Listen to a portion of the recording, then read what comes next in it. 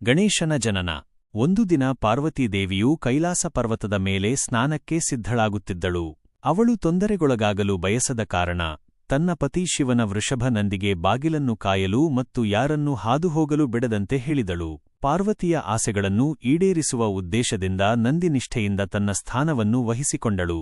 ಆದರೆ ಶಿವ ಮನೆಗೆ ಬಂದು ಸ್ವಾಭಾವಿಕವಾಗಿ ಒಳಗೆ ಬರಲು ಬಯಸಿದಾಗ ನಂದಿ ಮೊದಲು ಶಿವನಿಗೆ ನಿಷ್ಠನಾಗಿ ಅವನನ್ನು ಹಾದುಹೋಗಲು ಬಿಡಬೇಕಾಯಿತು. ಈ ಸಣ್ಣದಕ್ಕೆ ಪಾರ್ವತಿ ಕೋಪಗೊಂಡಳು.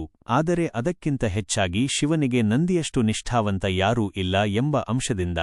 ಆದ್ದರಿಂದ ತನ್ನ ದೇಹದಿಂದ ಅರಿಶಿನ ಪೇಸ್ಟನ್ನು ಸ್ನಾನಕ್ಕಾಗಿ ತೆಗೆದುಕೊಂಡು ಅದರಲ್ಲಿ ಜೀವ ತುಂಬಿದ ಅವಳು ಗಣೇಶನನ್ನು ಸೃಷ್ಟಿಸಿದಳು. ಅವನನ್ನು ತನ್ನ ಸ್ವಂತ ನಿಷ್ಠಾವಂತ ಮಗ ಎಂದು ಘೋಷಿಸಿದಳು. ಮುಂದಿನ ಬಾರಿ ಪಾರ್ವತಿ ಸ್ನಾನ ಮಾಡಲು ಬಯಸಿದಾಗ ಅವಳು ಗಣೇಶನನ್ನು ಬಾಗಿಲಲ್ಲಿ ಕಾವಲು ಕಾಯುವಂತೆ ಮಾಡಿದಳು. ಸಮಯ ಕಳೆದಂತೆ ಶಿವ ಮನೆಗೆ ಬಂದನು. ಆದರೆ ಈ ವಿಚಿತ್ರ ಹುಡುಗ ತನ್ನ ಸ್ವಂತ ಮನೆಗೆ ಪ್ರವೇಶಿಸಲು ಸಾಧ್ಯವಿಲ್ಲ ಎಂದು ಹೇಳುವುದನ್ನು ಕಂಡುಕೊಂಡನು. ಕೋಪಗೊಂಡ ಶಿವನು ತನ್ನ ಸೈನ್ಯವನ್ನು ಹುಡುಗನನ್ನು ನಾಶಮಾಡಲು ಆದೇಶಿಸಿದನು. ಆದರೆ ಅವರೆಲ್ಲರೂ ವಿಫಲರಾದರು. ದೇವಿಯ ಮಗನಾಗಿರುವುದರಿಂದ ಗಣೇಶನಿಗೆ ಅಂತಹ ಶಕ್ತಿ ಇತ್ತು. ಇದು ಶಿವನಿಗೆ ಆಶ್ಚರ್ಯವನ್ನುಂಟುಮಾಡಿತು. ಇವನು ಸಾಮಾನ್ಯ ಹುಡುಗನಲ್ಲ ಎಂದು ನೋಡಿ. ಸಾಮಾನ್ಯವಾಗಿ ಶಾಂತ ಸ್ವಭಾವದ ಶಿವನು ಅವನೊಂದಿಗೆ ಹೋರಾಡಬೇಕೆಂದು ನಿರ್ಧರಿಸಿದನು ಮತ್ತು ತನ್ನ ದೈವಿಕ ಕೋಪದಲ್ಲಿ ಗಣೇಶನ ತಲೆಯನ್ನು ಕತ್ತರಿಸಿ ತಕ್ಷಣವೇ ಅವನನ್ನು ಕೊಂದನು.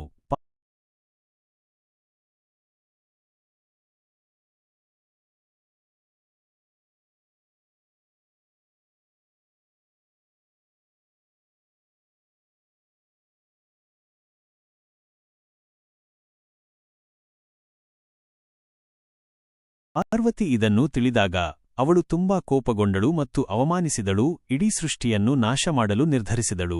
ಸೃಷ್ಟಿಕರ್ತನಾದ ಬ್ರಹ್ಮನು ಸ್ವಾಭಾವಿಕವಾಗಿಯೇ ಇದರಿಂದ ತನ್ನ ಸಮಸ್ಯೆಗಳನ್ನು ಹೊಂದಿದ್ದನು ಮತ್ತು ತನ್ನ ಕಠಿಣ ಯೋಜನೆಯನ್ನು ಮರುಪರಿಶೀಲಿಸುವಂತೆ ಬೇಡಿಕೊಂಡಳು. ಅವಳು ಹಾಗೆ ಮಾಡುವುದಾಗಿ ಹೇಳಿದಳು. ಆದರೆ 2 ಷರತ್ತುಗಳನ್ನು ಪೂರೈಸಿದರೆ ಮಾತ್ರ. 1. ಗಣೇಶನನ್ನು ಮತ್ತೆ ಜೀವಂತಗೊಳಿಸುವುದು ಮತ್ತು 2. ಅವನನ್ನು ಎಲ್ಲಾ ಇತರ ದೇವರುಗಳ ಮುಂದೆ ಶಾಶ್ವತವಾಗಿ ಪೂಜಿಸುವುದು. ಈ ಹೊತ್ತಿಗೆ ತಣ್ಣಗಾಗಿದ್ದ ಶಿವ ತನ್ನ ತಪ್ಪನ್ನು ಅರಿತುಕೊಂಡು ಪಾರ್ವತಿಯ ಷರತ್ತುಗಳಿಗೆ ಒಪ್ಪಿದನು. ಉತ್ತರಕ್ಕೆ ತಲೆ ಹಾಕಿ ಮಲಗಿರುವ ಮೊದಲ ಜೀವಿಯ ತಲೆಯನ್ನು ಮರಳಿ ತರಲು ಬ್ರಹ್ಮನನ್ನು ಆದೇಶಿಸಿ ಕಳುಹಿಸಿದನು. ಶೀಘ್ರದಲ್ಲೇ ಬ್ರಹ್ಮ ಬಲಿಷ್ಠ ಮತ್ತು ಶಕ್ತಿಶಾಲಿ ಆನೆಯ ತಲೆಯೊಂದಿಗೆ ಹಿಂತಿರುಗಿದನು. ಅದನ್ನು ಶಿವನು ಗಣೇಶನ ದೇಹದ ಮೇಲೆ ಇಟ್ಟನು. ಅವನಿಗೆ ಹೊಸ ಜೀವ ತುಂಬಿದ ಅವನು ಗಣೇಶನನ್ನು ತನ್ನ ಸ್ವಂತ ಮಗನೆಂದು ಘೋಷಿಸಿದನು ಮತ್ತು ದೇವರುಗಳಲ್ಲಿ ಅಗ್ರಗಣ್ಯ ಮತ್ತು ಎಲ್ಲಾ ಗಣಗಳ ಜೀವಿಗಳ ವರ್ಗಗಳ ನಾಯಕ ಗಣಪತಿಯ ಸ್ಥಾನಮಾನವನ್ನು ನೀಡಿದನು. ಗಣೇಶನ ಕಥೆಯ ಅರ್ಥ. ಮೊದಲ ನೋಟದಲ್ಲಿ ಈ ಕಥೆಯು ನಾವು ನಮ್ಮ ಮಕ್ಕಳಿಗೆ ಹೇಳಬಹುದಾದ ಒಂದು ಒಳ್ಳೆಯ ಕಥೆಯಂತೆ ಅಥವಾ ಯಾವುದೇ ನಿಜವಾದ ಸಾರವಿಲ್ಲದ ಪುರಾಣದಂತೆ ತೋರುತ್ತದೆ. ಆದರೆ ಇದರ ನಿಜವಾದ ಅತೀಂದ್ರಿಯ ಅರ್ಥವನ್ನು ಮರೆಮಾಡಲಾಗಿದೆ. ಇದನ್ನು ಹೀಗೆ ವಿವರಿಸಲಾಗಿದೆ. ಪಾರ್ವತೀದೇವಿಯ ಒಂದು ರೂಪ ಪರಾಶಕ್ತಿ, ಪರಮಶಕ್ತಿ. ಮಾನವ ದೇಹದಲ್ಲಿ ಅವಳು ಕುಂಡಲಿನಿ ಶಕ್ತಿಯ ರೂಪದಲ್ಲಿ ಮೂಲಾಧಾರ ಚಕ್ರದಲ್ಲಿ ವಾಸಿಸುತ್ತಾಳೆ. ನಾವು ನಮ್ಮನ್ನು ಶುದ್ಧೀಕರಿಸಿಕೊಂಡು ನಮ್ಮನ್ನು ಬಂಧಿಸುವ ಕಲ್ಮಶಗಳನ್ನು ತೊಡೆದುಹಾಕಿದಾಗ ಭಗವಂತ ಸ್ವಯಂಚಾಲಿತವಾಗಿ ಬರುತ್ತಾನೆ ಎಂದು ಹೇಳಲಾಗುತ್ತದೆ. ಅದಕ್ಕಾಗಿಯೇ ಪರಮಾತ್ಮನಾದ ಶಿವನು ಪಾರ್ವತಿ ಸ್ನಾನ ಮಾಡುವಾಗ ಅಘೋಷಿತವಾಗಿ ಬಂದನು. ಶಿವನ ವೃಷಭನಂದಿ ಪಾರ್ವತಿ ಮೊದಲು ಬಾಗಿಲನ್ನು ಕಾಯಲು ಕಳುಹಿಸಿದ ನಂದಿ ದೈವಿಕ ಸ್ವಭಾವವನ್ನು ಪ್ರತಿನಿಧಿಸುತ್ತದೆ. ನಂದಿ ಶಿವನಿಗೆ ಎಷ್ಟು ಭಕ್ತಿ ಹೊಂದಿದ್ದಾನೆಂದರೆ ಅವನ ಪ್ರತಿಯೊಂದು ಆಲೋಚನೆಯೂ ಅವನ ಕಡೆಗೆ ನಿರ್ದೇಶಿಸಲ್ಪಡುತ್ತದೆ ಮತ್ತು ಅವನು ಭಗವಂತನು ಬಂದಾಗ ಅವನನ್ನು ಸುಲಭವಾಗಿ ಗುರುತಿಸಲು ಸಾಧ್ಯವಾಗುತ್ತದೆ. ಆಧ್ಯಾತ್ಮಿಕ ಆಕಾಂಕ್ಷೆಯ ಮನೋಭಾವವು ದೇವಿಯ ಕುಂಡಲಿನಿ ಶಕ್ತಿಯ ವಾಸಸ್ಥಾನಕ್ಕೆ ಪ್ರವೇಶವನ್ನು ಪಡೆಯುತ್ತದೆ ಎಂದು ಇದು ತೋರಿಸುತ್ತದೆ. ದೇವಿ ಮಾತ್ರ ನೀಡುವ ಆಧ್ಯಾತ್ಮಿಕ ಸಾಧನೆಯ ಅತ್ಯುನ್ನತ ನಿಧಿಗೆ ಅರ್ಹತೆ ಪಡೆಯುವ ಮೊದಲು ಭಕ್ತನ ಈ ಮನೋಭಾವವನ್ನು ಬೆಳೆಸಿಕೊಳ್ಳಬೇಕು. ನಂದಿ ಶಿವನನ್ನು ಪ್ರವೇಶಿಸಲು ಅನುಮತಿಸಿದ ನಂತರ ಪಾರ್ವತಿ ತನ್ನ ದೇಹದಿಂದ ಅರಿಶಿನ ಪೇಸ್ಟನ್ನು ತೆಗೆದುಕೊಂಡು ಅದರೊಂದಿಗೆ ಗಣೇಶನನ್ನು ಸೃಷ್ಟಿಸಿದಳು. ಹಳದಿ ಬಣ್ಣವು ಕುಂಡಲಿನಿ ವಾಸಿಸುವ ಮೂಲಾಧಾರ ಚಕ್ರದೊಂದಿಗೆ ಸಂಬಂಧಿಸಿದ ಬಣ್ಣವಾಗಿದೆ ಮತ್ತು ಗಣೇಶನು ಈ ಚಕ್ರವನ್ನು ಕಾಪಾಡುವ ದೇವರು. ದೈವಿಕ ರಹಸ್ಯವನ್ನು ಅಪಕ್ವ ಮನಸ್ಸುಗಳಿಂದ ರಕ್ಷಿಸಲು ದೇವಿಗೆ ಭೂಲೋಕದ ಅರಿವನ್ನು ಪ್ರತಿನಿಧಿಸುವ ಗಣೇಶನನ್ನು ಗುರಾಣಿಯಾಗಿ ಸೃಷ್ಟಿಸಬೇಕಾಗಿತ್ತು. ಈ ಅರಿವು ನಂದಿಯಂತೆ ಪ್ರಪಂಚದ ವಸ್ತುಗಳಿಂದ ಮತ್ತು ದೈವಿಕ ಕಡೆಗೆ ತಿರುಗಲು ಪ್ರಾರಂಭಿಸಿದಾಗ ದೊಡ್ಡ ರಹಸ್ಯವು ಬಹಿರಂಗಗೊಳ್ಳುತ್ತದೆ. ಶಿವನು ಭಗವಂತ ಮತ್ತು ಪರಮಗುರು. ಇಲ್ಲಿ ಗಣೇಶನು ಅಹಂಕಾರದಿಂದ ಬಂಧಿತನಾದ ಜೀವನನ್ನು ಪ್ರತಿನಿಧಿಸುತ್ತಾನೆ. ಭಗವಂತ ಬಂದಾಗ ಅಹಂಕಾರದ ಮೋಡದಿಂದ ಸುತ್ತುವರೆದಿರುವ ಜೀವವು ಸಾಮಾನ್ಯವಾಗಿ ಅವನನ್ನು ಗುರುತಿಸುವುದಿಲ್ಲ ಮತ್ತು ಬಹುಶಃ ಅವನೊಂದಿಗೆ ವಾದಿಸಲು ಅಥವಾ ಹೋರಾಡಲು ಸಹ ಕೊನೆಗೊಳ್ಳುತ್ತದೆ.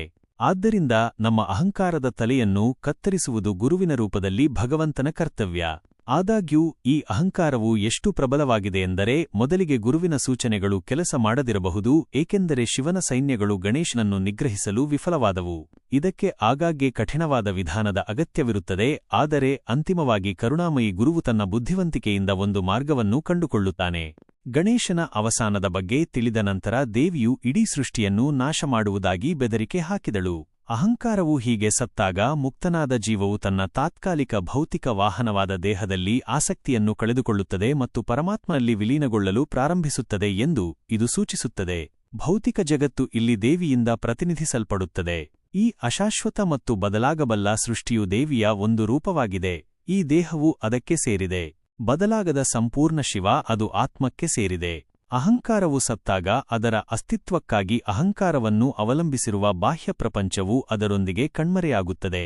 ದೇವಿಯ ಅಭಿವ್ಯಕ್ತಿಯಾದ ಈ ಪ್ರಪಂಚದ ರಹಸ್ಯಗಳನ್ನು ನಾವು ತಿಳಿದುಕೊಳ್ಳಲು ಬಯಸಿದರೆ ಮೊದಲು ನಾವು ಗಣೇಶನ ಆಶೀರ್ವಾದವನ್ನು ಪಡೆಯಬೇಕು ಎಂದು ಹೇಳಲಾಗುತ್ತದೆ.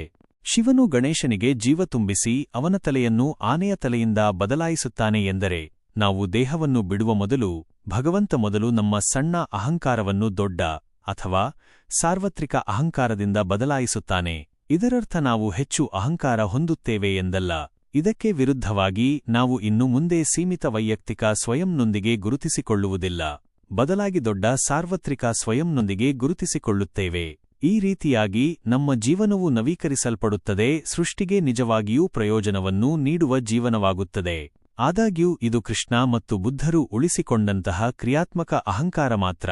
ಇದು ಮುಕ್ತ ಪ್ರಜ್ಞೆಯನ್ನು ನಮ್ಮ ಜಗತ್ತಿಗೆ ಕೇವಲ ನಮ್ಮ ಪ್ರಯೋಜನಕ್ಕಾಗಿ ಬಂಧಿಸುವ ತೆಳುವಾದ ದಾರದಂತೆ.